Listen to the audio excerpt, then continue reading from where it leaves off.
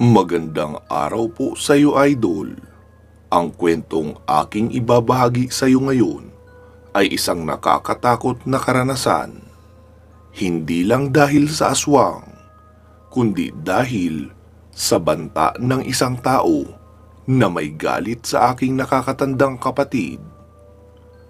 Dahil sa medyo maselan ang kwentong ito at involve ang aking kuya at ang asawa niya ngayon na si Ate Yvette, kung kaya naman hindi ko na lang babanggitin kung saan ang eksaktong lugar. Basta dito rin po ito sa Luzon. 3 po kaming magkakapatid. Si Kuya Raymond na noon ay mga nasa 25 taong gulang siguro. Ako naman na si Vanessa, pangalawa sa magkakapatid, na noon ay nasa 19 na taong gulang at graduating ng kolehiyo, at ang bunso naman namin na si Tonton na nasa high school na noon. Maaga po kaming iniwan ng aming ama dahil sumama ito sa ibang babae. Truck driver po si Papa at madalas silang mag-stop over sa isang kainan sa Bicol. At doon nga siya may nakilalang babae na kanya ring nabuntis, kung kaya naman naging permanente na nga ang pag-stop over niya doon at kinalimutan na kami na 3 anak pati na ang kanyang martir na asawa na sa kabila ng kanyang pinaggagawa ay palagi pa ring sinasabi na huwag kami magtatanim ng galit kay Papa dahil maaaring bumalik pa naman daw sa amin si Papa. Nahulog lang daw si Papa doon dahil syempre mas bata at mas maganda iyon. Pero ang sabi naman sa amin ng kapatid na bunso ni Papa o ni tita namin na pinatignan niya daw ang litrato ni Papa sa isang albularyo. At ang sabi, ginayuma daw si Papa ng babae.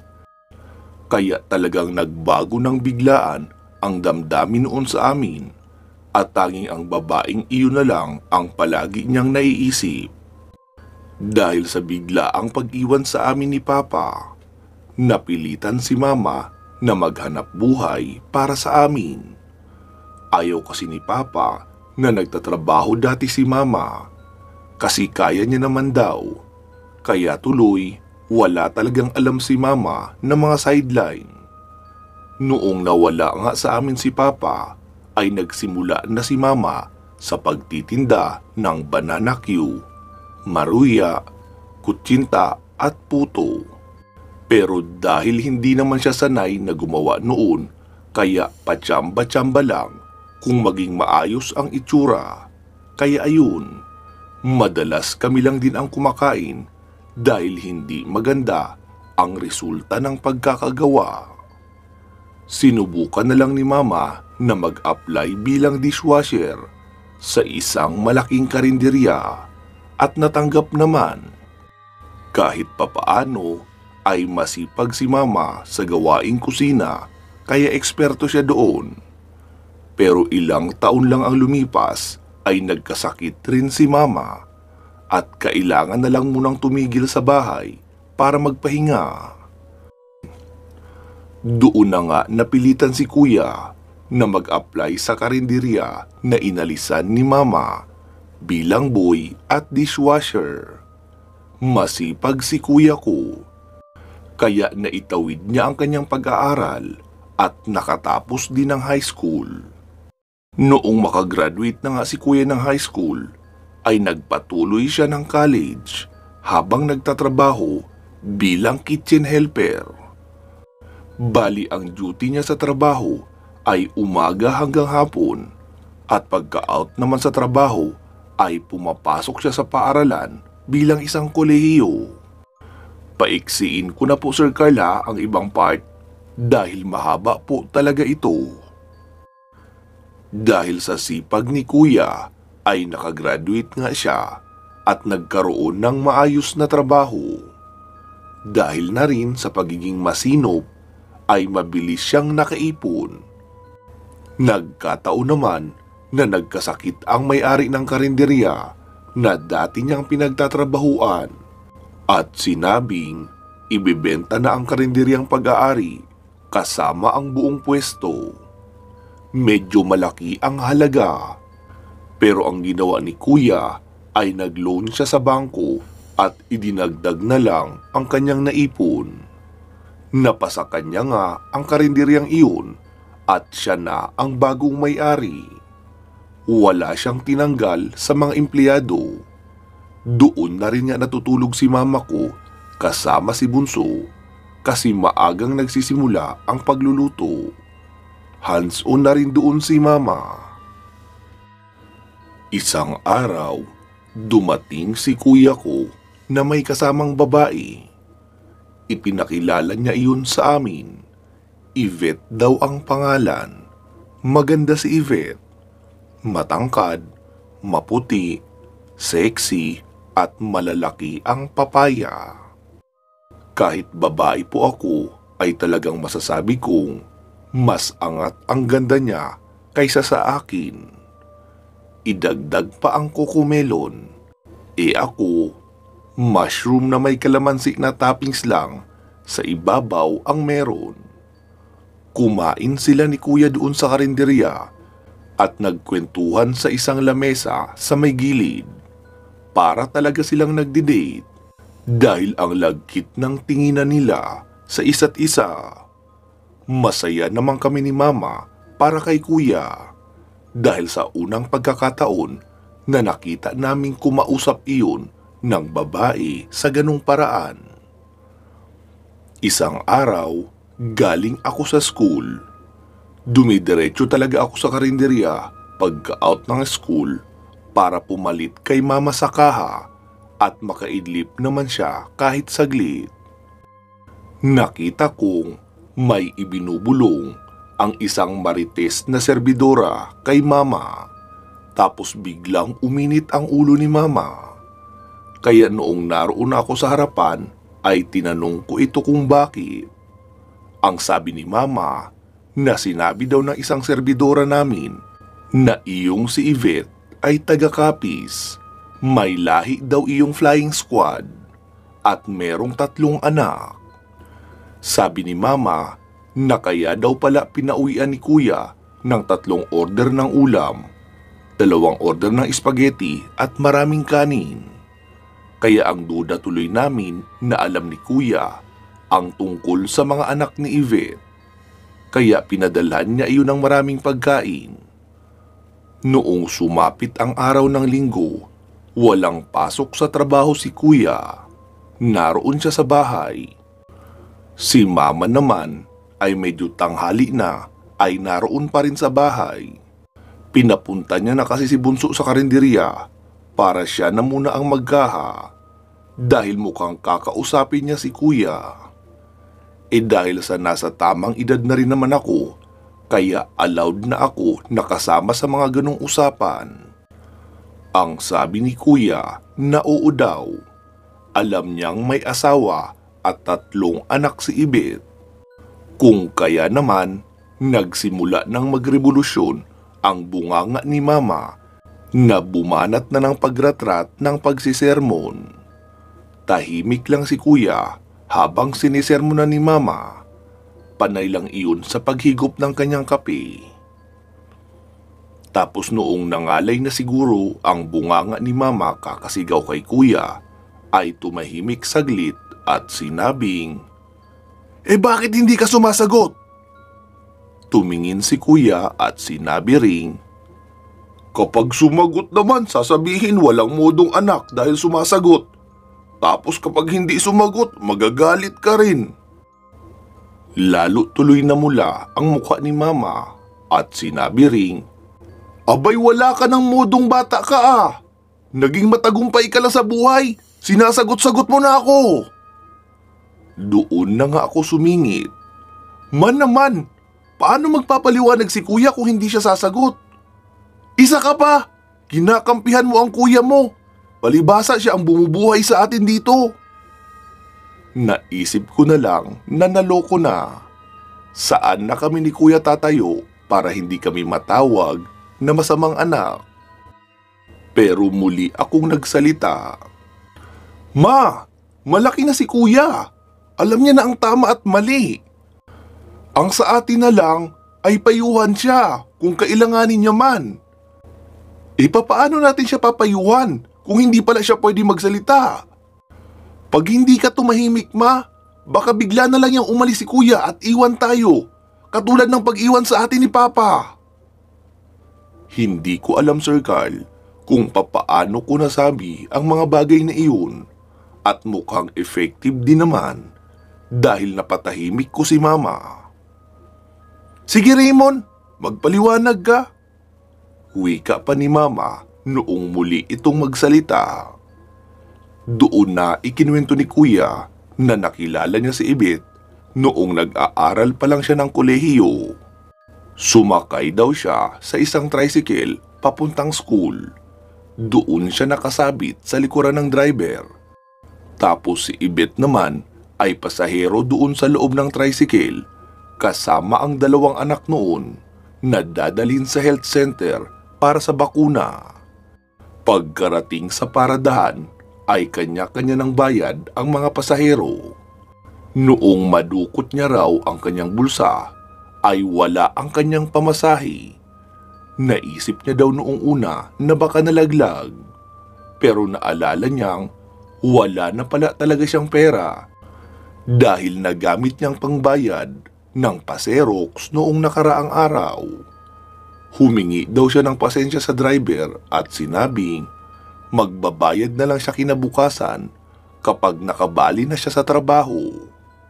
Mainit daw ang ulo noong driver at inambahan siyang susuntukin dahil manggagancho lang daw siya. May dalawa pang ang driver na lumapit na mukhang tutulong sa pangbubugbog. Humarang daw iyong si Yvette at iyon na ang nagbayad ng pamasahe niya. Kaya hindi natuloy na magulpi siya sa paradahan ng tricycle. Nagpasalamat daw siya at tinanong na rin kung saan iyon nakatira. Ang bahay daw ni Ibet ay 2 kanto lang ang layo mula sa bahay namin. Kaya noong nagtatrabaho na siya, kapag may pinamimigay ang amo nilang ulam at pinapauwi sa mga natitirang empleyado, ay hinahati niya raw iyon. Dinadala niya kina Ibet ang iba, tapos sa amin naman ang kalahati. Naging close na nga daw sila mula noon, pero ang pakay niya lang naman ay para makabayad ng utang na loob. Noong hindi naglaon, ay nalaman daw ng asawa ni Yvette na palaging may nagbibigay ng ulam. Kung kaya naman, palagi na rin sinasaktan noon si Ibet. Sabi raw ni Ibet sa kanya na itigil na ang pagbibigay ng pagkain dahil nagsiselos na ang kanyang asawa. Kaya itinigil niya na rin daw. Pero madalas daw ay dumadaan pa rin siya sa bahay nila Yvette kapag umuuwi siya galing trabaho. May motor na kasi noon si Kuya. Bali pumaparada lang siya saglit sa tapat ng bahay nila Yvette at kunyaring nagmimerienda sa katabing tindahan. Hindi rin naman siya madaling makilala dahil sa jacket na itim at helmet. Kaya nasasaksihan daw niya ang madalas na pananakit na ginagawa ng asawa ni Yvette. Noong nag-iiyakan nga raw ang mga bata dahil sa pagsisigaw ng asawa ni Yvette, ay ibinulong sa kanya ng matandang bantay sa tindahan na napaka-irresponsable ng asawa ni Yvette. Bihira na nga lang daw umuwi at kapag umuwi ay puro pananakit pa ang ginagawa. Hindi rin daw nagbibigay ng pera kaya baon na rin si Yvette sa utang sa tindahan na iyon. Puro lang daw bigas ang utang at hindi kumukuha ng ulam. May nakakita nga raw na may kirida na rin ang asawa ni Yvette at doon na iyon namamalagi sa kanlungan ng kanyang kabit. Kaya naman, mainit ang ulo kapag umuwi. Awang-awa raw si Kuya kay Yvette, kaya naman, naging madalas pa ang pagpunta niya sa bahay nila Yvette. Kaya alam niya rin kung tuwing kailan lang ang uwi ng asawa noon.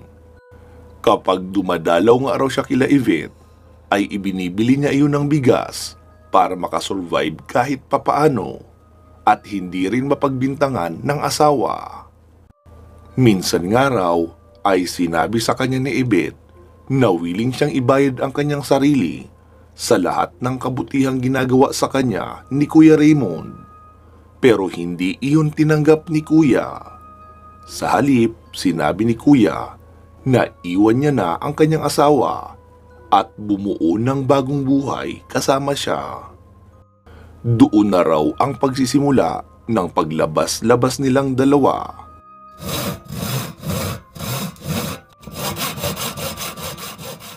At humahanap lang daw siya ng tiyempo para sabihin sa amin ni Mama na sila na ni Yvette. Dahil sa sinabi ni Kuya, ay nahimatay si Mama sa sama ng loob. Nasalo naman iyon agad ni Kuya, tapos inilapag sa sofa. Pinaypayan ko si Mama at pinaamoy ng Tiger Balm. Ilang saglit pa ay nagising na iyon. Tapos sinabing, totoo raw ba ang lahat ng sinabi ni Kuya? Sabi ko naman, dahil lang doon ma, may ihimatay ka? Oo ma, hindi iyon panaginip, totoo lahat yun, kaya pwede ka na ulit mahimatay. Baka pagising mo uli, magbago na ang lahat. Inis naman na tumingin sa akin si Mama. Sinambunutan niya ako at sinabing balasubas raw ako. Sabi ko naman, Ma, huwag mo kasing daanin sa himatay ang mga bagay-bagay na hindi mo gusto. Minsan lang si Kuya magdesisyon para sa kaligayahan niya, kukontrahin mo pa? Oo, medyo komplikado ang pinasok ni Kuya, pero may dahilan ng lahat. Malay natin, magkaroon pa rin naman ng happy ending. Suportahan na lang natin at hayaan si Kuya gumawa ng sarili niyang happy ending. Ang mahalaga, maramdaman niyang narito tayo para sa kanya. Tumahimik si Mama, sabay dampot ng bag at umalis na. Doon na lang daw siya sa karinderya. Noong makaalis na si Mama ay tumayo si Kuya at niyakap ako. Nagpasalamat siya sa akin dahil daw sa pagtatanggol ko sa kanya. Hindi kasi siya pala sagot kay Mama, kaya alam kong ako na dapat ang magsalita. Lumipas ang maraming buwan. Gabi noon, papasara na kami ng karinderya. Naroon si Kuya sa itaas ng karinderya at nagpapahinga. Minsan kasi, doon rin siya dumidiretso sa karinderya pagka-uwi galing sa trabaho. May aircon naman ang kwarto doon, kaya pwede na ring pagpahingahan. Nakauwi na noon ang karamihan ng mga tauhan namin. Meron kasi kami doon isang cook, 2 kitchen assistant, 5 serbidora, at 2 padyak driver na taga-deliver ng mga order. Sa mga oras na iyon ay 1 serbidora at 2 kitchen assistant na lang ang naroon. Lahat nakauwi na. Stay-in naman kasi ang mga iyon dahil sila rin ang mamamalengke sa kinaumagahan. Nang biglang may dumating na isang lalaki. Pagkabungad pa lang noon ay pinagsisipa agad ang ibang lamesa at upuan. Tapos naglabas ng isang mahabang itak at tinaga ang istanting salamin, kaya nabasag at ang lakas ng tunog. Napabalikwas kaming lahat sa gulat. Nakita ko ring lumabas si Kuya ng silid sa itaas. Meron pa kami noong 2 customer na lalaking kumakain. Mukhang naisip ng lalaking nag-aamok na kumuha ng hostage kasi lumapit iyon doon sa 2 lalaking kumakain habang sinasabing, "Ilabas niyo si Raymond! Papatayin ko siya!"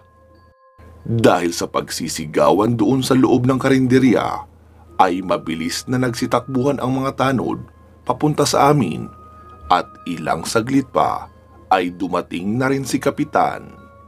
Noong nasa loob na si Kapitan at ang mga tanod, ay sinabihan ang lalaki na makipag-usap ng maayos sa kanila Pero lasing ang lalaki at walang balak magpaawat. Lumapit nga iyon sa dalawang lalaking kumakain.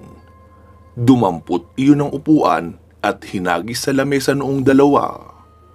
Kaya naman, nagtalsikan ang pagkain nila sa lamesa. Noong ilang hakbang na lang ang lalaking lasing doon sa dalawa, ay biglang tumayo ang isa, sabay binaril sa binti ang lasing na agad naman ikinatumba noon. Doon ko lang nalaman noong sinabi ni Mama, "Yan, nakahanap siya ng katapat." Pulis pala ang isa sa mga kumakain na iyon at anak niya naman na nag-aaral ng criminology, iyong kasamang binata na kumakain. Muling ibinalik ng pulis ang kanyang baril sa pagkakasuksok, tapos sinipa ang lasing sa mukha. Itinayo na rin iyon ng mga tanod at ni Kapitan, saka iniupo sa upuan. Tinanong nila kung anong problema. Sabi ng lalaki, napapatay niya daw si Kuya dahil kalaguyo iyon ng asawa niyang si Yvette.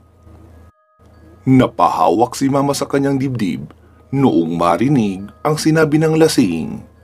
Bumaba si Kuya at lumapit. Kap, pwede ko ba siyang makausap?" Tumingin si Kap sa pulis. Tumango din naman ang pulis. Tapos dumampot ng dalawang upuan at iniabot kay Kap ang isa. Tapos tumingin sa akin. "Ineng, ayos lang ba kayo dyan? Kung maaari, ipagtimpla mo nga kami ng 4 na kape. Susundutan ko na lang ng kape ang nabitin kong hapunan dahil sa loko-lokong ito. Sayang pa naman, huling order na yun ng bulalo, tinapon pa." Nakangiting pagrereklamo pa noon. Tumango naman ako at nagtimpla ng 4 na kape para sa pulis, sa anak nito, kay Kap at doon sa nagwawala. Nagsalita si Kap. "Paano mo nasabing kirida ng asawa mo si Raymond?" Tinapik naman agad ni Kuya si Kap, kaya umatras naman ang kapitan. Sumagot pa rin ang lalaki. "Buntis ang asawa ko at siya ang ama!" Nagsimula na ngang magsalita si Kuya. "Pare, makinig ka. Bibigyan kita ng pagpipilian. Una, hindi ako magsasampa ng reklamo sa panggugulo mo ngayong gabi. Malaya kang makakaalis at pwede mo akong tambangan kahit saan at pwede mo akong mapatay. Pero anong magiging resulta noon? Makukulong ka. Kapag nakulong ka, sinong magpapakain sa pamilya mo? Ngayon nga nabuhay ka at malaya, hindi ka na nagsusuporta sa kanila.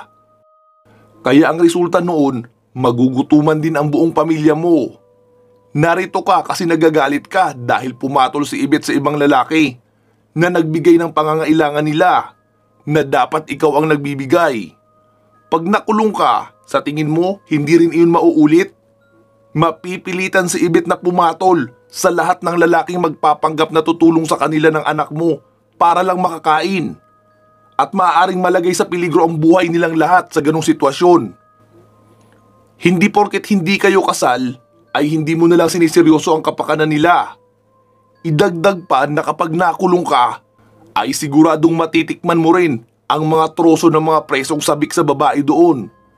Titirahin ka nila doon sa iyong backdoor. Ewan ko na lang kung hanggang kailan mo yun kayang tiisin bago ka masiraan ng bait. Pangalawa mong pagpipilian, umalis ka na sa lugar na ito. Ako na ang bahala kay Yvette at sa 3 mong anak. Ituturing ko silang parang sa akin at pag-aaralin ko sila. Ang panganay mo nga, dapat grade 6 na ngayon. Pero hanggang grade 3 lang ang natapos dahil ayaw pumasok. Walang baon at walang uniform. Gagampanan ko ang lahat ng responsibilidad na dapat ikaw ang gumaganap. Ay, teka lang, nakalimutan ko palang mabanggit. Alam ko rin na may kirida ka. Si Ira ba ang pangalan noon? Iyong dancer sa Alitap-Tap KTV bar? Mas magiging malaya kang makasama ang babaeng iyon habang buhay kapag ipinagkatiwala mo sa akin ng iyong pamilya. Narito sila Kap bilang saksi sa lahat ng bibitawan kong pangako ngayong gabing ito. Pangatlo mong pagpipilian, hindi mo ako papatayin. Aalis ako sa lugar na ito at hindi na ako magpapakita dito o kay Yvette. Pero nakamonitor sa'yo sila Kap at itong si Sarge na kapag muli mong sinaktan si Yvette ay sa kulungan pa rin ang bagsak mo sa paglabag sa RA 9262, Violence Against Women and Children at sa pananakit mo ng pisikal kay Yvette at sa mga anak mo.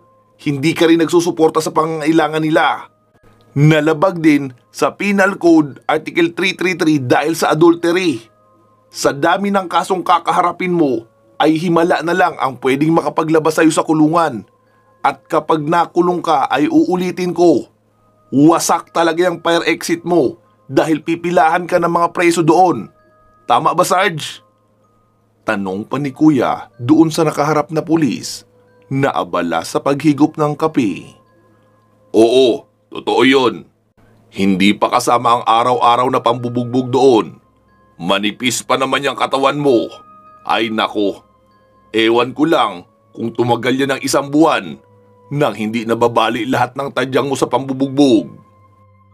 Halos lahat kami ay natulala sa pinagsasabi ni Kuya. Para kasi kaming may kasamang abogado sa loob eh. Naalala ko tuloy na oo nga pala. Pangarap ni Kuya na maging abogado.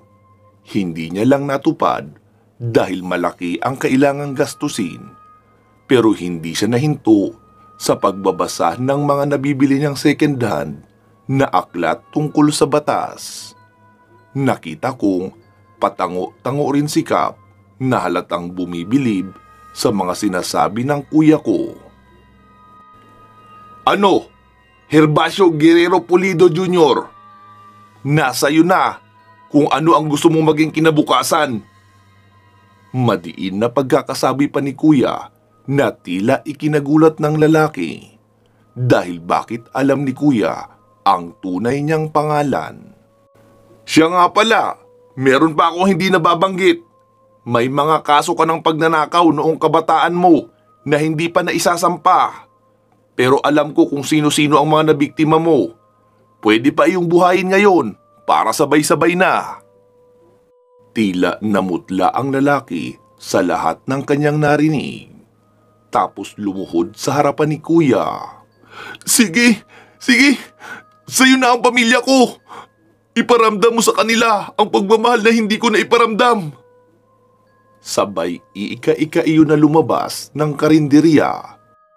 Pero ang hindi niya alam na may nakaabang sa kanya na 3 pulis na dumating sakay ng mobil. Sumisigaw ang lalaki. Sinungaling ka! Sabi mo makakalis ako kapag ipinaubaya ko sa iyo ang pamilya ko! Maging si Kuya ay nagulat din. Tapos napatingin sa pulis. Sarge, bakit? Sumagot naman ng nakangiti ang pulis. Bata, para ito sa kaligtasan nyo. Ibablatter muna natin siya sa presinto para kumpleto ang nakasampang kaso. Pero hindi natin isasampa sa piskalya. I-detain ko lang siya ng 2 araw para turuan ng leksyon at papirmahin na rin ang mga dokumentong kakailanganin mo. Matapos nga ang kaguluhang iyon, ay umalis kami ni Kuya at Mama papuntang bahay nila Yvette. Naabutan naming nag-iiyakan ang mga bata. Wala silang ilaw dahil naputulan na ng kuryente. Pagkapasok ni Kuya ay agad siyang niyakap ni Yvette. Si Mama naman ay nagpaiwan sa labas. Kami lang ni Kuya ang pumasok. Maging ang mga bata ay yumakap din kay Kuya. Kaya nagulat ako dahil parang mas gusto nga yata nila na maging tatay si Kuya kaysa sa tunay nilang ama. Kita rin naman ang mga putok sa labi, black eye at pamamaga ng mukha ni Yvette dahil binugbog pala siya noong lalaki bago iyon sumugod sa amin. Dinala namin ang mga bata sa bahay habang si Yvette at Kuya ay nagpunta sa police station para magsampa ng reklamo. Pero intensyon din namang iatras. para lang magkaroon ng record pati medical certificate na totoo talagang sinasaktan noong lalaki si Yvette. Abot-abot naman daw ang paghingi ng tawad ng lalaki, pero tila bato na ang puso ni Yvette sa pagpapatawad. Makalipas ang ilang araw ay pinakawalan rin ang asawa ni Yvette. Pero pinamanmanan sa mga asit ng pulis ang galaw noon at ang sabi, umuwi raw iyon ng probinsya kasama ang babaeng taga KTV bar. Hanggang dito muna Sir Carl ha, sana ay hindi po kayo na-bored sa kwento dahil wala pa ang aswang. Bali doon pa sa pangalawang bahagi na ipapadala ko ang tungkol sa karanasan nila sa aswang. Kasi buntis na nga noon si Yvette sa anak nila ni Kuya. Salamat Boss Carl ha sa pagtanggap mo nitong aking kwento. Hindi ko naman intensyon na kumita. Gusto ko lang itong ikwento dahil proud ako sa kuya ko. Sa pagiging padre di pamilya niya sa amin, pati na rin sa mga anak ni Yvette. Noong malaman nga ni Kuya na umalis na sa lugar ang dating kinakasama ni Ate Yvette, ay bumalik na sila uli doon sa bahay nila. Doon na rin si Kuya tumira. Binili niya na rin kasi ang lupang kinakatirikan ng bahay nila Ate Yvette at nagpagawa ng bago. Pinakabitan na rin uli ng linya ng kuryente at binayaran ang lahat ng utang sa tindahan. Bagamat hindi agad makakalimutan ng mga kapitbahay ang masamang nakaraan ni Ate Yvette, positibo naman ang pananaw ni Kuya na doon tumira. Makakalimutan rin daw iyon ng mga tao at matatanim sa isipan na nagkaroon ng bago at magandang buhay si Yvette at kanyang mga anak sa kamay ni Kuya. Noong una nga ay sinabi ni Mama na doon na lang sila tumira sa bahay namin. Wala rin naman palagi si Mama kasi madalas doon na si Mama natutulog sa karinderya. Pero ayaw ni Ate Yvette. Natatakot pa rin daw kasi siya kay Mama. Halata rin naman kasi na nakikisama lang si Mama alang-alang kay Kuya. Ang gusto daw kasi ni Mama na magkaroon sana si Kuya ng asawa na isang dalaga at nagmula sa maayos na pamilya. Iyon bang maipagmamalaki niya sa mga kamag-anak namin at mga kakilala? Sabi ko naman na bakit ba kasi iniisip niya pa ang iba? Bakit hindi ang kapakanan at kaligayahan ni Kuya ang isipin? Kay Kuya kami may utang, hindi sa mga kapitbahay, kamag-anak o kakilala. Utang namin kay Kuya ang kasaganahan at magandang buhay na aming tinatamasa. Kung hindi sa pagsasakripisyo ni Kuya para sa amin, ay baka nasa kangkungan na kami ngayon at siguradong walang kamag-anak o kakilala ang tutulong. Pero wala talagang epekto kay Mama ang mga sinabi ko. Parang may kalyo na nga ang pride hindi na kayang mabawasan, mahirap nang tunawin, makitid na rin at madali pang magtampo kapag pinagsasabihan. Kaya para wala na lang gulo ay hayaan na lang sa kanyang mga opinyon. Sumang-ayon na rin ako noong sinabi nila Kuya na doon sila titira sa dating bahay nila Yvette. Kami na lang ni Bunso ang madalas na dumadalaw doon. May mga gabi nga rin na doon ako natutulog at kapag walang pasok ay doon din ako tumatambay. Naghahakot na lang ako ng pagkain mula sa karinderya at doon magfo-food trip sa bahay nila Kuya ko. Magkasundo rin naman kasi kami ni Ate Yvette. Maliban kasi sa maganda siya, ay napakabait niya rin talaga. Probinsya na ang pananaw, conservative pa nga. Kaya mali talaga si Mama na sabihing pakawalang babae si Ate Yvette dahil pumatol kay Kuya ko kahit may asawa at may mga anak na siya. Ayon nga sa kwento niya, sa ilang taon na pamamalagi niya sa Luzon, ay si kuya ko lang ang nagpakita ng mabuting pagtrato sa kanya at hindi nag-take advantage. Karamihan kasi ng lumalapit sa kanya ay panay kamanyakan lang ang pakay at kalaswaan agad ang bungad. Hindi raw katulad ni kuya na wala na yatang ibang alam sabihin kundi ang, "Kumain na ba ang mga bata? Ikaw, kumain ka na ba? Kumusta ang mga bata? Wala bang may sakit? Ikaw, kumusta ka?" Halos sa araw-araw daw na saglit na dumadalaw si kuya sa kanya ay palaging ganun ang speech. Sinabi niya nga raw sa isip niya na kailan kaya ako mamanyakin ng lalaking ito.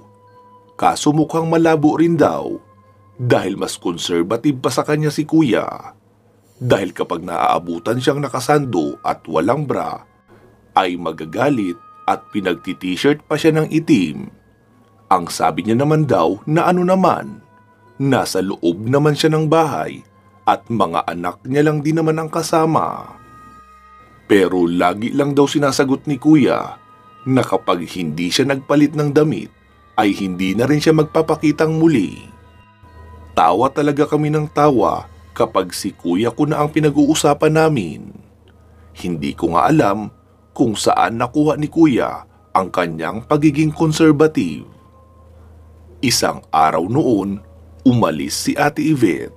Magpapa-check up raw. Sasamahan ko sana siya. Kaso, walang makakasama ang tatlong bata. Hindi rin pwedeng isama.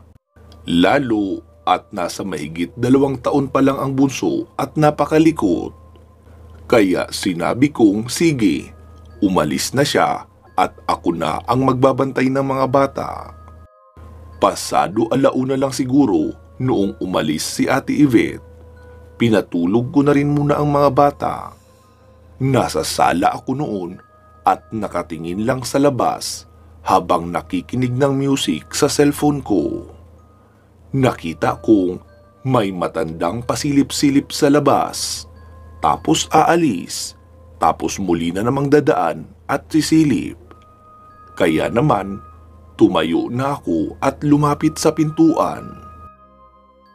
Sa panahong iyon ay hindi pa tapos ang bakod na pader.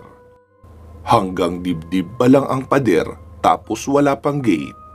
Kaya kita pa ang mga dumadaang tao sa labas. "Lola, ano po yun?" Tanong ko pa sa matanda. Ngumiti naman iyon at lumapit sa may gate. "Iya, dito ba nakatira si Yvette?" "Sino po kayo, Lola?" Sagot ko pa sa matanda. Para kasing kinakabahan ako at wala akong tiwala sa matandang iyon. May naoobserbahan kasi ako nakakaiba pero hindi ko naman matumbok kung ano. Ako si Lucrecia, tiyahin ni Yvette. 1 linggo na ako nagpapaikot-ikot sa lugar na ito. Hindi ko kasi makita ang bahay niya na narito sa larawan. Mukhang binago na pala. Sabay abot ng matanda sa akin noong litratong kanyang hawak. Naroon nga si Ate Yvette na may kargang sanggol, kasama ang matanda, nakamuka naman noong matandang nasa harapan ko. Lola, kayo po ba itong nasa larawan na kasama ni Ate Yvette?" "Ay, hindi iha. Si Ate Mayang ko iyan, ang nanay ni Yvette. Nariyan ba ngayon si Yvette? May masamang balita kasi akong ihahatid sa kanya, kaya kailangan ko siyang makausap agad." Wala po siya dito, Lola. Pero halika, tuloy ka po.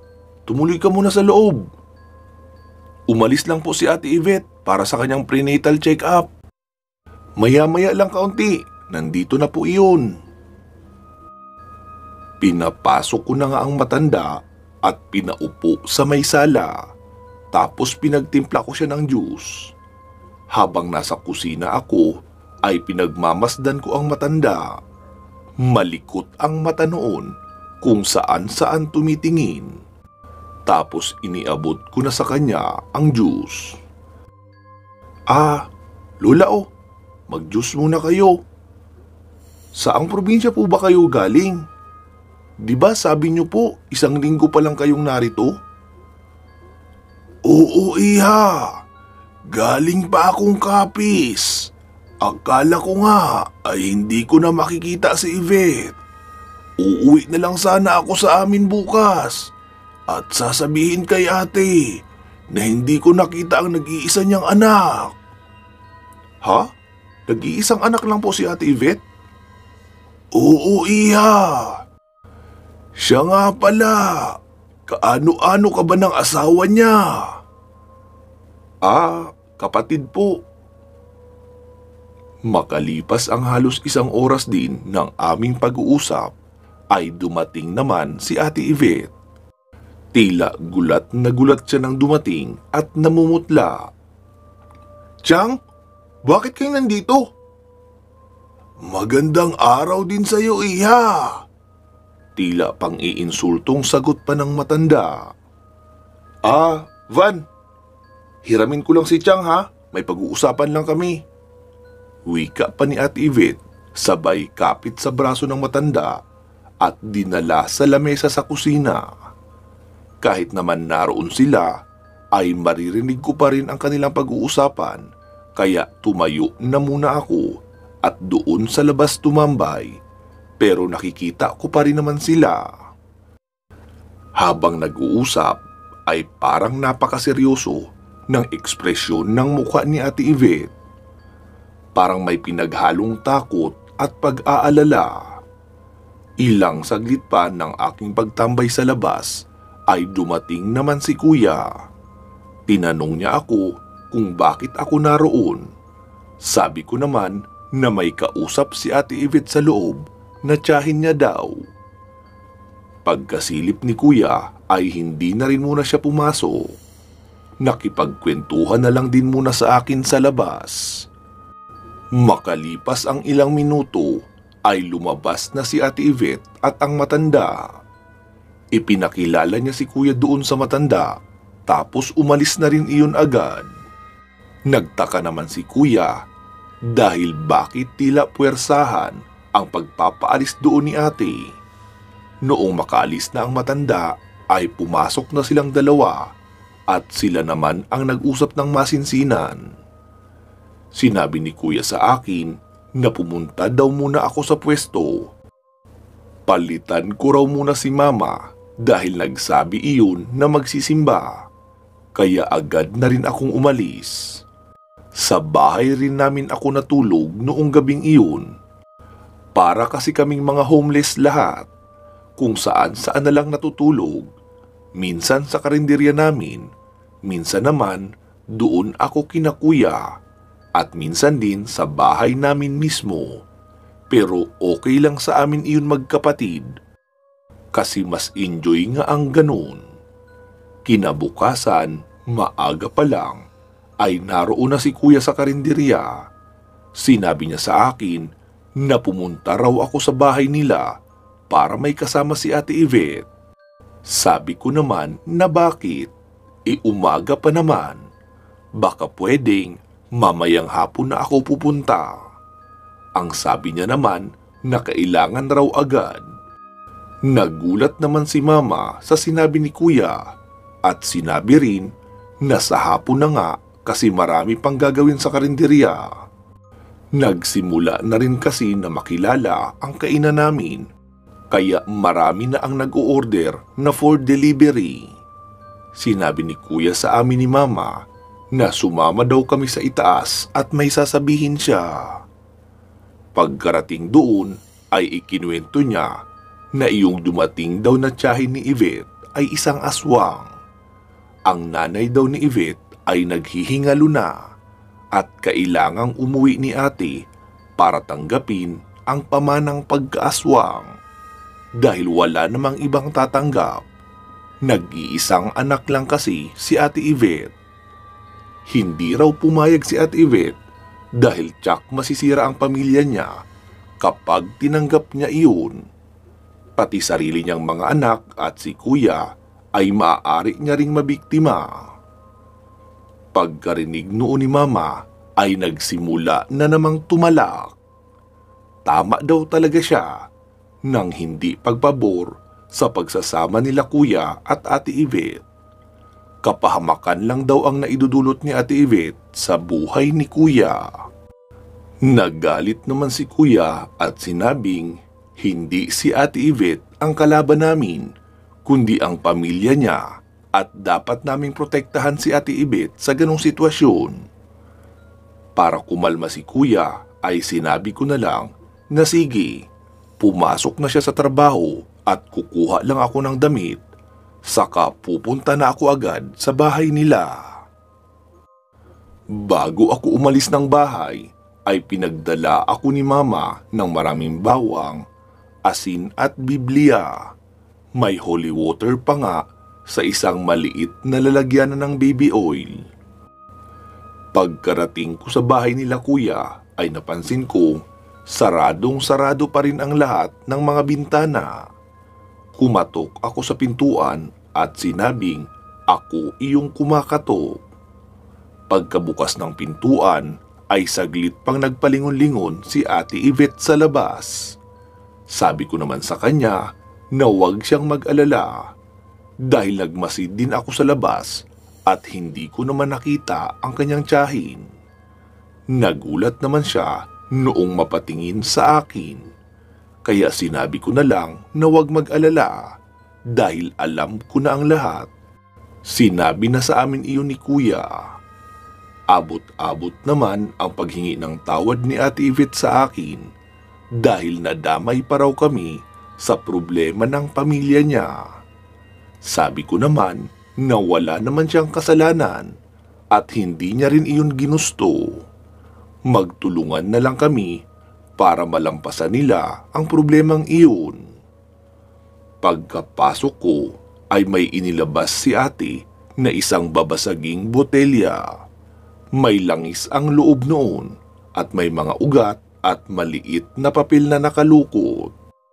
Kapag bumula daw iyon, ibig sabihin may aswang na malapit o di kaya nasa labas lang ang tiyahin niya. Maghapon lang kami noon na nasa loob ng bahay, nanonood ng kung ano-anong mga palabas. Kinagabihan, sa may sala kaming lahat natulog. Magkakatabi kami sa lapag, tapos si kuya naman ay nasa sofa. Katatapos lang namin noon maghapunan ay may naririnig na kaming huni ng ibon. Ang sabi ni ate, iyon na raw ang tunog ng aswang. Sa kaliwang bahagi ng bahay nila Ate Yvette ay may isang malaking bahay na walang tao dahil nasa abroad daw ang may-ari at bihira lang kung umuwi. May caretaker naman pero isang beses lang din sa isang linggo kung magpunta para lang maglinis. Kaya sa madaling sabi, walang tao doon palagi. Ang tindahan naman sa may kanang bahagi ay maagang nagsasara. Si ate na ang naghugas ng mga pinaggainan namin at ako ang pinagbantay ng mga bata sa sala. Noong nakahiga na kami, ay biglang may bumagsak sa bubungan. May kisame naman ang bubong na yero, pero rinig pa rin ang mga kalmot doon sa itaas. Sumigaw naman si ate at sinabing, "Umuwi ka na sa atin, Chang! Kahit ano pang gawin mo, hindi mo ako mapipilit na tanggapin ang pamana ni Mama! Mas gugustuhin ko pang mamatay na ipinaglalaban ng pamilya ko kaysa sa maging aswang katulad nyo!" Ilang saglit pa ay meron ng asong kumakalmot sa pintuan sa harapan. Kung kaya naman, nag-iiyakan na ang mga bata. Tumayo na rin si kuya sa may pintuan at nakaabang dahil baka masira iyon at makapasok ang nilalang. Pati ako ay tumayo na rin dahil sa tingin ko hindi kakayanin ni kuya ang mag-isa. Si ate naman kasi ay yakap-yakap ang bunso niyang anak at buntis rin ito kaya hindi siya dapat kumilos. Nagtungo ako sa isang kwarto kasi nakita kong may isa pang itak na inilapag si kuya sa may pintuan noon. Duda ko kasi na maaaring doon dumaan ang nilalang kasi jealousy lang ang bintana noon at walang rehas na bakal. Kayang-kaya iyon basagin ng isang aso. Nakaabang lang ako sa gilid ng bintana at nakikiramdam kung meron bang magtatangkang pumasok doon. Ilang saglit lang ay tumahimik ang kalampagan sa pintuan sa harapan. Pero naroon pa rin nakaabang si kuya. Nang biglang may bumangga doon sa bintana na binabantayan ko. Nagkabasag-basag ang salamin ng jealousy. Kita ko naman na tao iyon at mahaba ang buhok. Pero mabaho siya at halatang kakaiba ang anyo. Kulukulubot kasi ang balat. Agad kong isinaksak ang mahaba at matulis na itak. Hindi ko nga alam kung saan nanggaling ang lakas ng loob ko noon.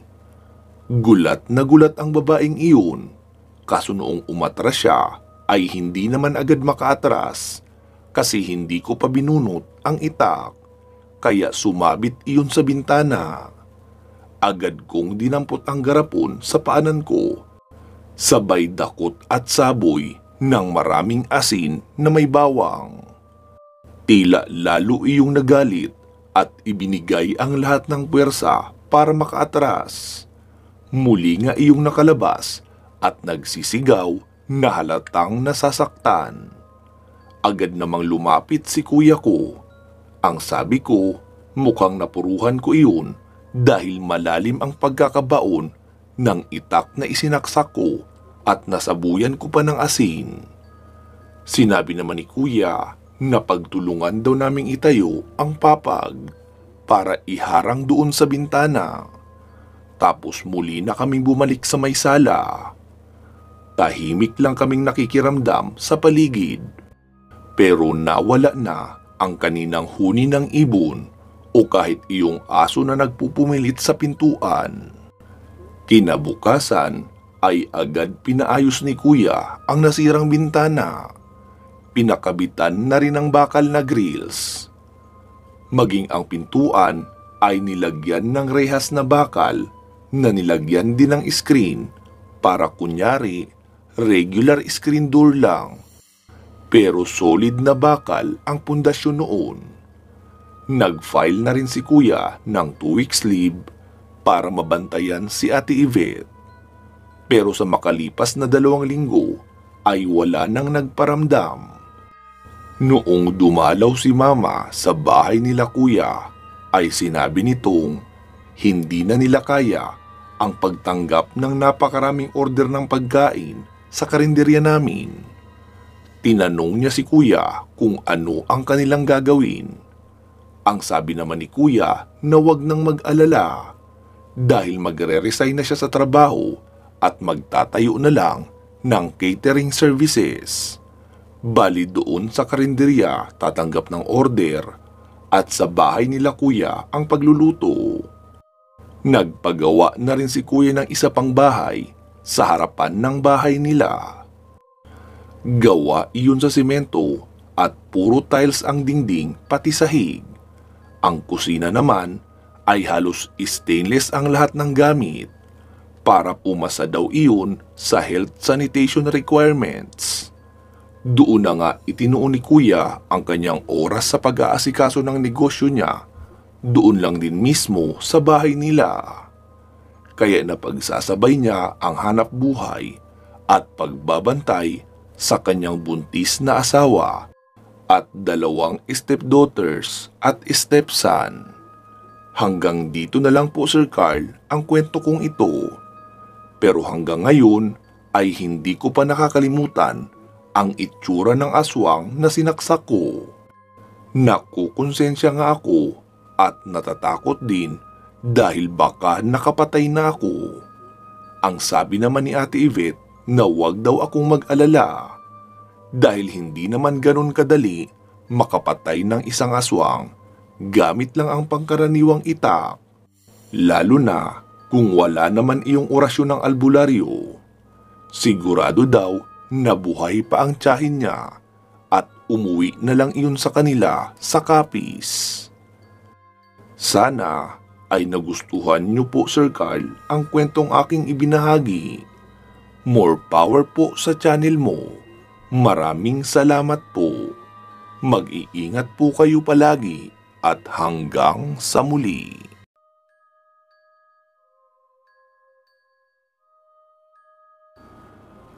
Magandang araw po sa inyong lahat. Itago niyo na lang ako sa pangalang Oliver, 21 taong gulang. Nag-isang anak po ako ng aking mga magulang. Ang natitirang pamilya na aking kasama sa buhay ay ang aking mami na itago na lang natin sa pangalang Merlina. Nakatira po kami sa maganda at malaking bahay sa isang subdivision. Masaya dito sa aming tinitirhan dahil napakatahimik at friendly naman ang mga kapitbahay namin. Malapit lang din ang bahay namin sa commercial area ng subdivision at hindi rin kalayuan sa main gate, kaya hindi na kailangan pang maglakad ng malayo o sumakay ng tricycle kung lalabas. Ang kwentong aking ibabahagi ay karanasan namin ng aking ina noong nag-stay kami sa isang hotel na pangalanan na lang nating Hotel del Luna. Bakasyon iyon at inimungkahi ko kay mami na magbanding naman kaming dalawa. Lately kasi ay wala na siyang oras para sa akin dahil busy siya sa kanyang trabaho. Sinang-ayunan niya naman ako. Gusto niya rin daw magkaroon ng ilang araw na pahinga na may kasamang pag-a-unwind. Nagkasundo kaming dalawa na bisitahin ang aming mga kamag-anak sa side ni mami pagkatapos namin mag-vacation sa isang hotel. Dahil sanggol pa daw ako noong huli siyang makadalaw doon. Habang may pinapanood akong video sa aking tablet, ay biglang huminto ang sasakyan namin, kaya muntik pang tumama ang ulo ko sa likuran ng inuupuan ni mami. Nakalimutan niya pala na kaunti na lang ang gas ng sasakyan. Napahinga na lang ng malalim si mami dahil maging siya ay naiinis sa kanyang sarili. Sa dami raw kasi ng kanyang iniisip kaya marami na rin siyang nakakalimutan. Isa na nga doon ang pagpapagas.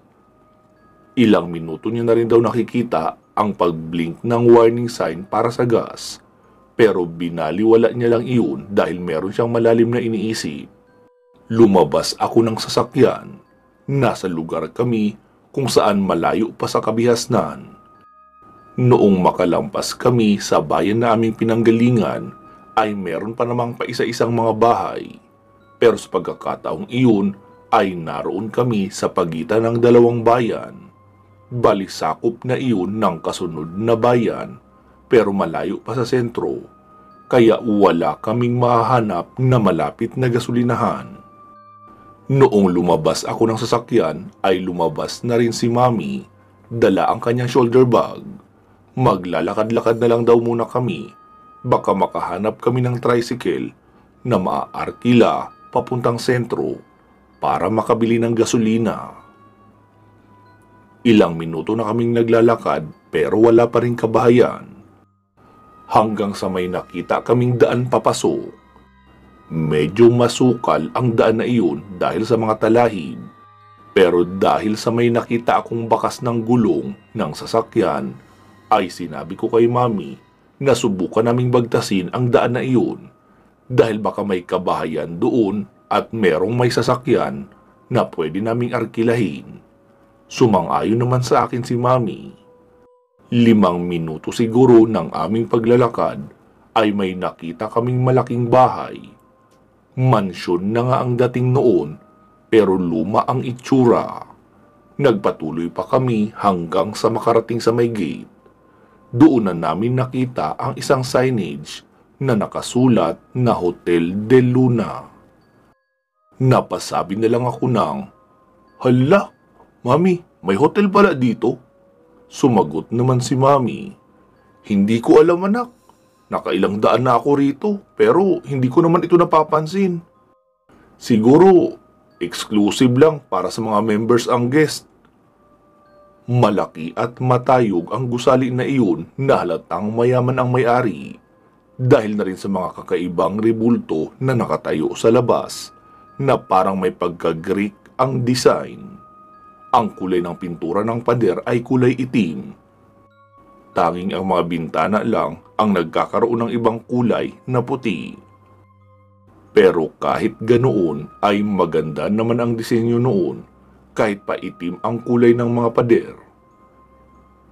Hindi kami makalakad ng maayos papunta sa main building ng hotel dahil marumi, maputik at madulas ang daan. Marami ding basura at kung ano-anong buto na nagkalat sa daan. Nilalangaw pa nga ang iba doon. Napasabi na lang ako kay Mami na, bakit ganun? Parang pang-sosyal naman sana ang disenyo, pati na ang mga grills sa ibabaw ng pader. Pero bakit parang kulang sila sa tao at walang maintenance? Sabi ni Mami na wag na iyong pansinin. Dahil hindi naman kami naroon para mag-check-in. Kasi may reservation kami sa isang hotel sa Muntinlupa. Hihingi lang talaga kami ng tulong para makapagpakarga ng gas. Noong naroon na kami sa may malapad na pintuan, ay tinulak ko na lang yun agad. Wala rin naman kasing nagbabantay na guard. Namangha kami dahil kabaliktaran ang itsura sa loob ng hotel na iyon. Sobrang linis sa loob at maputi ang tiles. Doon lang din namin naamoy ang ganon kabangong amoy. Makikita sa pader ang marami at iba't ibang mga paintings na tsak may kamahalan dahil sa kakaibang konsepto ng mga nakapinta. Kumikinang din ang mga naglalakihang vase sa gilid. Nakita namin sa counter na may isang matabang babae ang naroon. Naka-uniforme iyon ng formal, pero ang kakaiba lang ay para siyang rakistang naligaw doon dahil naka-lipstick siya ng itim. Pero hindi ako sure kung lipstick ba talaga iyon o kulay talaga ng labi niya. Agad iyong nagsalita habang malapad ang ngiti. Nagtatanong kung mag-check-in daw ba kami. Sabi naman ni Mami na naubusan lang kami ng gas. Baka meron silang pwedeng ibentang gas sa amin o di kaya kung pwede kaming mag-arkila sa kanila ng sasakyan para makabili ng gas. Magalang naman iyon na sumagot na may stock daw talaga silang gas para sa kanilang mga sasakyan. Kasi nga, medyo may kalayuan ang gasoline station doon.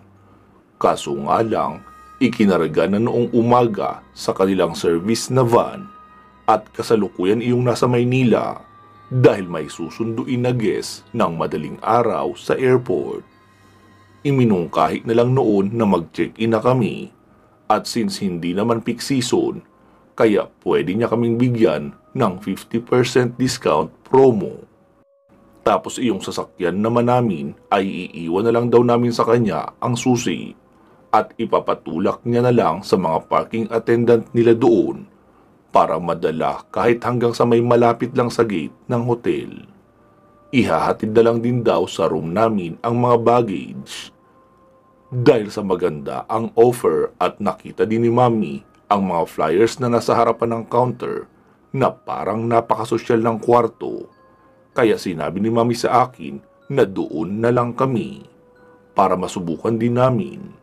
Malaki din ang matitipid at isa pa, wala kaming choice. Wala na raw ibang malapit na establishmento sa lugar na iyon. Alangan naman maglakad kami ni Mami hanggang sa sentro ng bayan na iyon. Pumayag na lang din ako sa iminungkahi ni Mami. Matapos makapagbayad ay tinapik ng babae ang bell sa tabi niya. At may lumapit na isang matandang babae na nakasuot ng face mask. Sinabihan iyon na ihatid kami sa magiging room namin.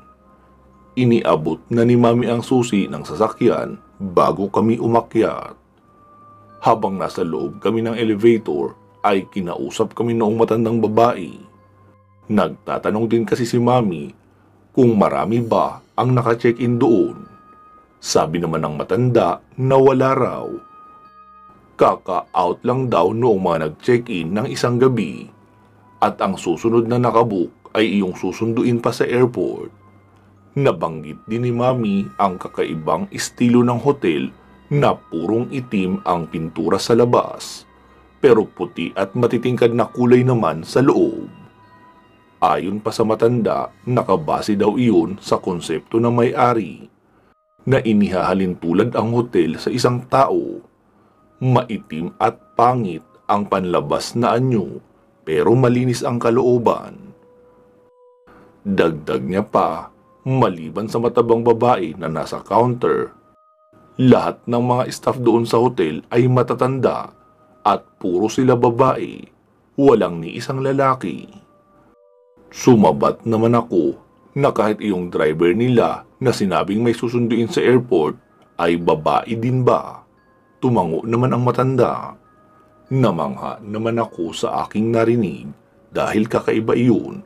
Isang establishmento na puro babae at matatanda. Tumigil siya sa pagsasalita noong naroon na kami sa third floor. Nauna na siya sa amin sa paglalakad papunta sa room. Pareho naming tinitignan ni Mami ang paligid. Lahat ng mga pinto ay kulay pula. Kanina pa kami nakakaramdam na parang may kakaiba sa hotel na iyon. Pumasok na kami sa unit na naka-assign sa amin. Maganda at mabango sa loob, maluwag din masyado. Taliwas iyon sa inaasahan ko na parang sa normal na hotel na isang room at naroon na ang higaan at sala. Nagtataka nga kami dahil mura lang ang singil sa amin at may discount pa.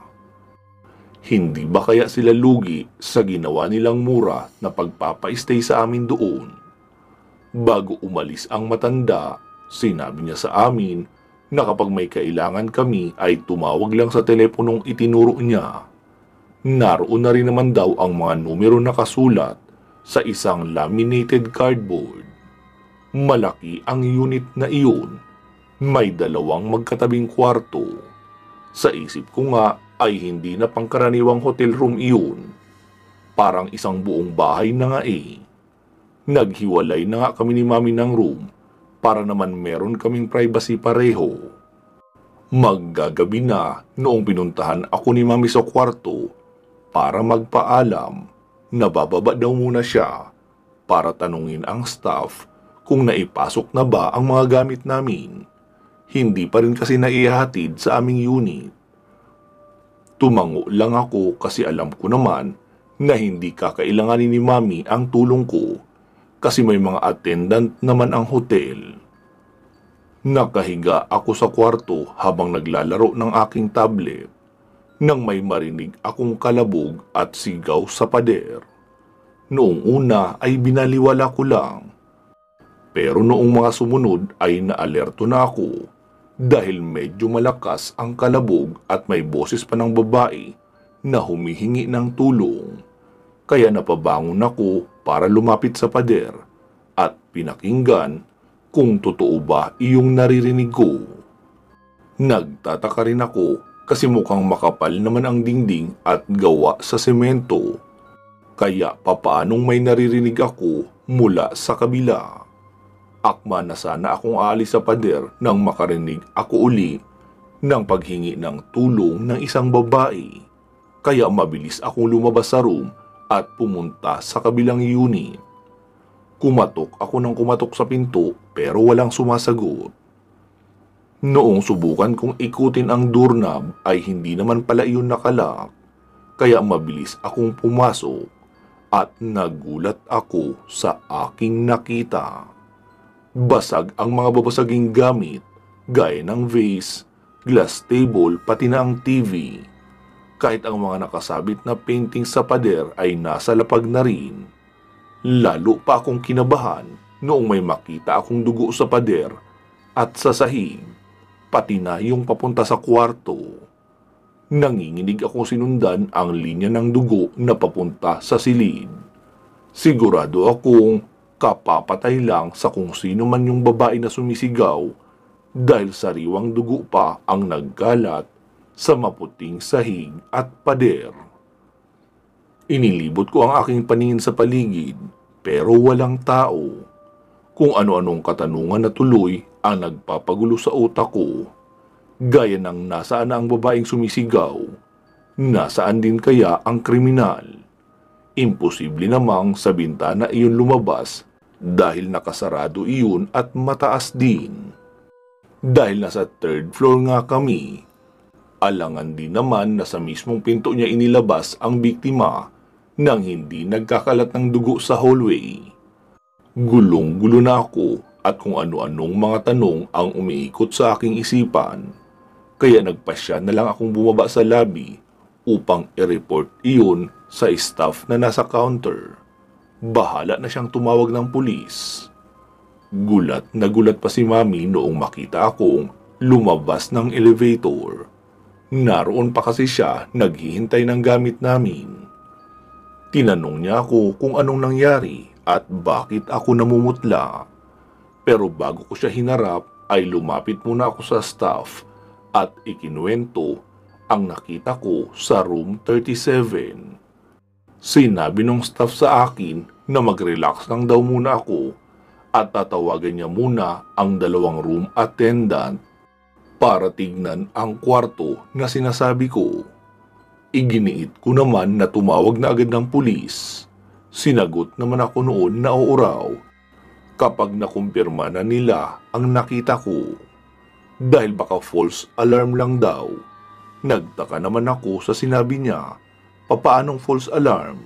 Hindi niya ba naririnig ang sinabi ko na ako mismo ang nakakita sa nagkalat na dugo at mga kagamitan? Sumagot naman iyon na imposible daw ang sinasabi ko kasi umaga pa nag-check out ang mag-asawang naka-check-in sa unit na yun. At kahit pa totoong may nangyaring kakaiba sa kabilang unit ay hindi ko raw maririnig dahil makapal ang dingding sa bawat pagitan ng unit. Hinila na ako ni Mami papunta sa sofa sa waiting area na doon lang din malapit sa reception. Maya-maya ay may dala ng basong may tubig ang babaeng staff at iniabot iyon sa akin. Saglit lang daw dahil papunta na ang mga kasama niya. Sabi ko naman na sasama ako sa pagpunta sa room 37. Pumayag din naman siya. Nakita kong nanginginig pa rin ang kamay ko kahit naroon na ako sa lobby kasama si Mami. First time ko kasi makakita ng crime scene at hindi pa nahuhuli ang suspect na maaaring naroon pa rin sa mismong hotel. Ilang sandali pa ay dumating ang 2 babaeng staff at sinabing aakyat na raw sila. Kaya tumayo na rin kami ni Mami upang sumama. Pagkarating namin sa room 37 ay nanlaki ang mga mata ko sa gulat dahil bakit maayos ang kalagayan ng unit. Mabango at walang mga basag na vase. Nagtuloy ako sa kwarto noon kung saan ko nakita na may dugo sa sahig pero wala na rin. Malinis na ang lahat, walang dugo kahit sa dingding. Marami akong mga tanong sa utak ko na hindi ko mabigyan ng kasagutan. Sinabi ko sa 2 staff na hindi ako nagbibiro o nagsisinungaling. Malinaw ko iyong nakita ng aking 2 mata at hindi rin ako nananaginip kasi hindi pa naman ako natutulog. Ang sagot naman sa akin ng matandang babae ay baka pagod lang daw ako kaya panandalian akong nagkaroon ng halusinasyon. Gusto ko pang umalma sa dahilang sinabi niya pero hinawakan na ako ni Mami at umiling kaya hindi ko na rin tinuloy pa. Humingi na lang ng pasensya si Mami sa 2 at inakay na ako papabalik sa unit namin. Sa ilang oras kong pag-iisip ay may naisip akong paraan. Gusto kong patunayan na nagsisinungaling ang mga staff ng hotel na iyon. Lumabas ako ng unit namin at muling pumasok sa kabila. Iniwan ko doon ang cellphone ko habang tumutugtog sa katamtamang lakas. Tapos bumalik ako sa unit namin para pakinggan kung hindi ba talaga tumatagos ang tunog. Doon ko napatunayan na tama ako dahil naririnig ko ang music sa cellphone ko kahit pa nga hindi sobrang lakas ng volume. Pero kung totoo nga talaga ang nakita ko, paano nila nalinis ng ganun kabilis? Muli akong bumalik sa kabilang unit upang kunin ang cellphone ko na naroon. Pagkabalik ko sa unit namin ay laking gulat ko noong maabutan ko ang dalawang staff sa loob na may dalang cart. Dumating na pala ang order namin ni Mami na pagkain para sa dinner. Nakakunot ang noo ng dalawang matanda na nakatingin sa akin. "Sir, saan po kayo galing?" Tanong pa sa akin ng isa. Dyan lang sa may hallway, naglakad-lakad. Gusto ko sanang tignan kung ano pang ibang disenyo ng hotel na ito. Agad namang sumagot ang isa. "Ay, naku sir, huwag na kayong mag-abala. Kasi wala namang display na kahit ano sa mga hallway dito. Kung gusto nyo pong mag-picture-picture, bukas po punta kayo sa south wing ng building. Meron po kaming art gallery doon. Sa labas naman ay may pond na may mga malalaking koi at flower garden na rin. Pwede kayong mag-picture-picture doon ni ma'am." Tumango-tango na lang ako. Si Mami naman ang sumagot. Talaga ba? Sige anak, bukas mag-picture taking tayo sa art gallery nila." Naglakad na nga papalabas ng unit ang dalawa. Hinatid ko naman para ilak ang pinto. Bago lumabas ay pabulong na nagsalita ang isang matanda. "Basta sir, yung babala ko sa inyo ha. Mahirap na. Baka may makita pa kayong mga bagay na hindi nyo dapat makita." Makahulugang sambit pa noon na nakangisi sa akin. Noong makalabas ang dalawa ay agad na akong nagsara ng pintuan at nagdobulak. Inaya ako ni Mami na kumain na raw. Sabi ko naman na wala akong ganang kumain. Mauna na siya. Busog din naman ako dahil habang naglalaro ako ng tablet ay panay ang kain ko ng chips na dala ko sa aking backpack. Matapos lang ni Mami kumain ay nakita kong agad na siyang pumasok sa kanyang kwarto. Sobrang antok niya na raw. Kusa na raw bumabagsak ang kanyang mga talukap. Kaya tinanguan ko na lang siya at sinabing ako na ang magliligpit ng mga matitirang pagkain pagkatapos kong kumain. Iniisip ko pa rin noon kung papaano na ilabas ang mga basag na kagamitan ng ganoon kabilis. Idinikit ko ang aking tenga sa dingding at tahimik na nakinig.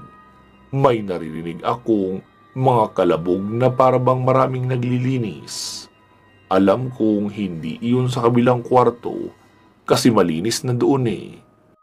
Parang tumutulay lang ang tunog mula sa kung saan. Napatingin ako sa kabinet na naroon sa may gitna ng sala ng unit. Para kasing mali ang pwesto noon. Bakit magkakaroon ng kabinet sa mismong sala? Kung may mga kabinet naman sa mga kwarto, hindi rin naman iyon pangkaraniwang tahanan na kailangan ng karagdagang lalagyanan ng mga gamit. Binuksan ko ang kabinet na iyon. Malinis, walang laman, at kulay puti ang pintura sa loob. Napansin kong bahagyang nakaangat ang dingding noon, pero bakit mula taas pa ibaba at wala akong nakikitang pinagpakuan? Kaya naisip kong isiksik ang daliri ko sa gilid at hinila ng pakabig. Noong mahila ko iyon ay doon bumungad sa akin ang makipot na hagdan pa ibaba. Naisip kong mukhang iyon ang kasagutan sa aking mga katanungan. Kahit makipot ang daan na iyon ay pumasok na ako at binaybay ang baitang paibaba. Pagkarating sa ibaba noon ay may makipot na hallway. Nagtuloy pa ako doon hanggang sa makarating ako sa isang bodega. Doon na ako sinalubong ng napakabahong amoy at malansang karne. May mga pagkilos akong naririnig mula doon, kaya tahimik lang akong sumiksik sa madilim na gilid. Nakita kong may babaeng putol na ang ulo na nakapatong sa lamesa.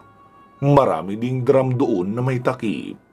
Naroon lang din malapit sa akin ang mga bag at maleta na mukhang mga gamit ng mga guest na nag-check-in doon, tapos pinatay pala nila. Hindi ko na matitiis ang aking nakikita, kaya nagdesisyon na akong bumalik sa unit namin at plano ko nang ayain na umalis si Mami. Mukhang maling desisyon na doon kami nag-check-in. Hindi mga tao ang naroon, kundi mga halimaw na maaaring gumagamit lang ng anyong tao. Pagkapasok ko sa pintuan ng silid ay laking gulat ko noong makita kong naroon ang dalawang matanda sa may gilid ni Mami. Tulog na tulog si Mami at may tali ang dalawang kamay. "Paano kayo nakapasok?" Tanong ko pa sa dalawa. "Iho, nakalimutan mo na ba na meron na kayong tinatawag na master key?" "Eh bakit kayo narito? Anong ginawa nyo kay Mami?" Sumagot naman iyong isa. "Di ba, binalaan na kita. Huwag kang magpupunta sa kung saan-saan. Dahil baka may makita kang hindi mo dapat makita. At ito na nga iyon." Naramdaman kong may nakatayo sa aking likuran. Noong lumingon ako ay isang malakas na palo ang tumama sa ulo ko. At bago ako bumagsak ay nakita kong ang pumalo sa akin ay iyong matabang babae na naka-assign sa resepsyon ng hotel. Nagising na lang ako nang maramdaman ko ang kirot sa likurang bahagi ng aking ulo. Dahan-dahan kong iminulat ang aking mga mata. Nakita ko si Mami na tulog pa rin sa tabi ko. Pero naroon na kami sa isang kulungang bakal, doon mismo sa bodegang nadiskubre ko. Naroon din ang dalawang matanda habang nagpuproseso sila noong babaeng kanilang kinatay.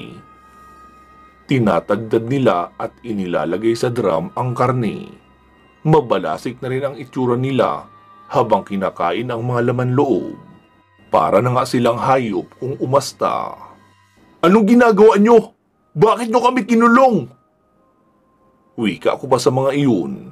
Nakangiti naman ang isa na sumagot at sinabing hindi muna daw nila kami papatayin dahil marami pa silang stock na pagkain. Binuksan ang isang drum at iniangat ang ulo ng isang lalaki. Iyon daw ang lalaking kasama noong babae na tinatandad naman ng isa. Marami daw iyong laman kasi malaking lalaki iyon, kaya matatagalan pa bago nila maubos sa pagkain ang dalawang guest. Kami naman daw ay stock lang muna. Huwag daw kaming mag-alala. Ipaghahanda pa rin naman daw nila kami ng pagkain habang nakakulong. Tinanong ko naman sa kanila kung anong ginawa nila kay Mami, bakit hindi ko ito magising. Sinabi nila na sa kinabukasan pa raw magigising si Mami dahil naparami ang higop niya ng sinabawang karne na inorder nito, kung saan nilagyan nila ng pampatulog. Ikinuwento na rin nila na ang buong pamilya ng may-ari ng hotel ay kinain na rin nila kasama ang may-ari. Kaya sila na ang nagpatuloy ng operasyon ng hotel na iyon. Hindi rin daw sila tumatanggap ng maraming guest, paisa-isa lang o dalawa. Iyong mukhang madaling mapapasok sa bitag.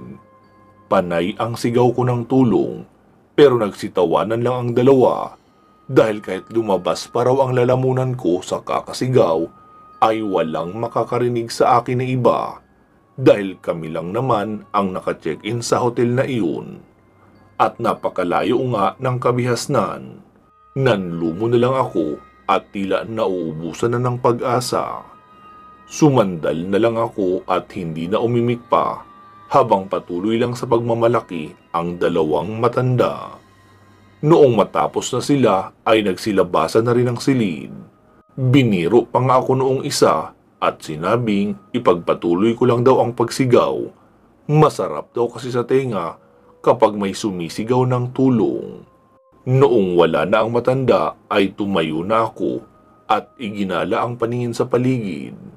Naghahanap ako ng kung anumang magagamit para masira ang bakal na kandado noong kulungan. Hanggang sa mapansin ko ang drawer na may nakalawit na lace o tali. Kung hindi ako nagkakamali ay iyon ang lace na nakatali sa susi nila para sa kulungan. Hinubad ko ang suot kong sinturon tapos ibinato ko iyon sa isang kalaykay na nakasandal sa gilid. Hindi ko na nga mabilang kung ilang hagis ang ginawa ko bago ko iyon nahila papalapit sa akin. Tapos iyong ngipin ng kalaykay ang ginamit ko pang-abot doon sa lace. Noong mahulog sa sahig ay laking pasasalamat ko noong makitang tama ako. Iyon nga ang susi noong kulungan. Sinimulan ko na iyong kahigin papalapit sa akin. Noong mabuksan ko na ang kulungan ay kasunod ko namang problema si Mami dahil hindi siya magising. Lumapit ako sa isang lababo at kumuha ng tubig. Dahan-dahan kong binuhusan ng tubig ang bibig ni Mami para makainom siya at mabawasan ang konsentrasyon ng pampatulog sa kanyang sistema. Sa kabutihang palad naman ay nagawa ko naman siyang magising. Ipinaliwanag ko sa kanya ang lahat. Sinabi kong hindi kami pwedeng dumaan sa pintuan ng bodega papuntang hallway. Siguradong mahuhuli kami doon. Doon kami bumaybay sa sikretong daan sa pagitan ng mga dingding. Hanggang sa makarating kami sa isang bodega uli na naroon sa may ground floor. Pagkabukas namin ng silid na iyon ay bumungad sa amin ang malawak na espasyo kung saan maraming sasakyan ang nakaparada. At kung hindi ako nagkakamali ay pag-aari iyon ng mga biktima nila. Sa isang banda nga ay naroon ang sasakyan namin. Agad kaming sumakay ni Mami sa sasakyan namin. Pero noong napatingin kami sa metro ng gas ay wala pa ring laman. Napasabi na lang ako sa isip ko na tama nga naman. Bakit nila lalagyan ng gas ang isang sasakyan na pag-aari ng kanilang biktima? Naghanap ako ng sasakyan na maaaring may laman pang gas. May nahanap naman kami ni Mami, pero ang problema, wala namang susi. Naisip ko nga na sana marunong ako noong nakikita ko sa TV na may hinahatak na wire at mapapaandar na kahit walang susi. Kaso hindi eh. Hanggang sa makarating ako sa may gilid, may lamesa roon, may sabitan ng mga susi. Ang problema dahil paano ko malalaman kung alin ang para sa mga sasakyan na naroon.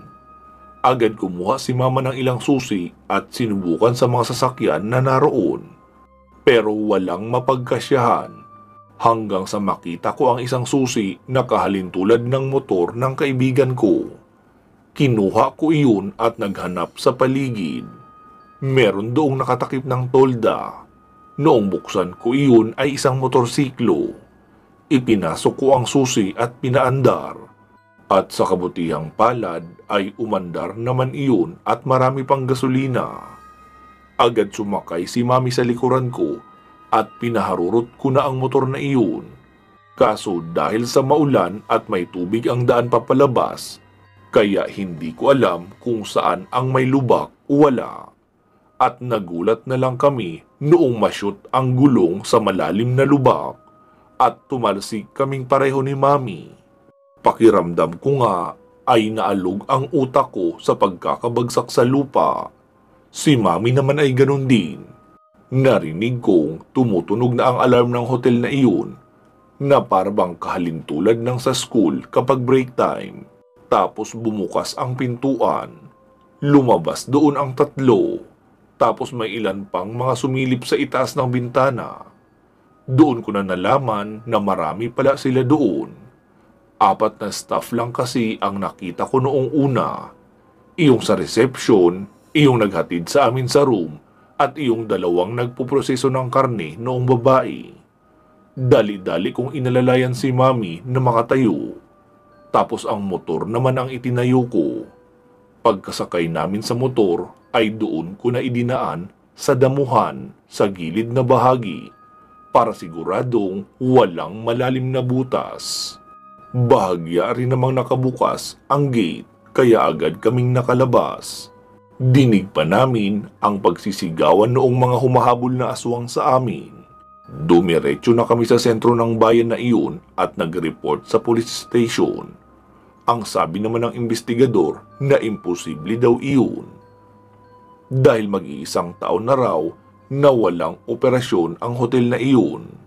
Nagmamakaawa naman kami ni Mami na paniwalaan at hindi rin naman kami nabigo. Dahil sa kulang pa sila sa tao kasi madaling araw pa nga ay sinabi na lang na hintayin na lang namin na mag-umaga.